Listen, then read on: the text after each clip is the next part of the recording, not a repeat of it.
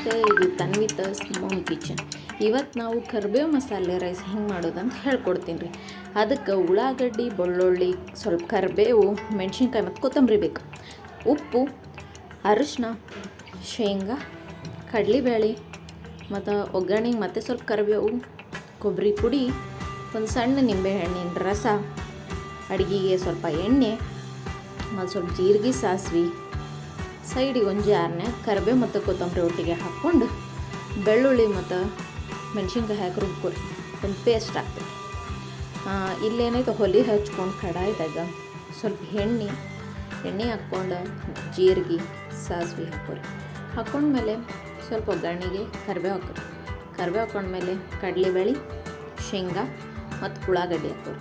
ಉಳ್ಳಾಗಡ್ಡಿ ಅವೆಲ್ಲ ಏನೋ ನೀರಿನ ಅಂಶ ಹೋಗಿ ಕೆಂಪಗಾದ್ಮೇಲೆ ಈ ಮಸಾಲೆ ಹಾಕ್ಕೊಂಡು ಹಸಿ ವಾಸನೆ ಹೋಗೋವರೆಗೂ ಹುರ್ಕೊಂಡ್ಮೇಲೆ ಅದಕ್ಕೆ ಕೊಬ್ಬರಿ ಪುಡಿ ಹಾಕಿ ಸ್ವಲ್ಪ ಅರಿಶಿನ ಮತ್ತು ಉಪ್ಪು ಹಾಕೋರಿ.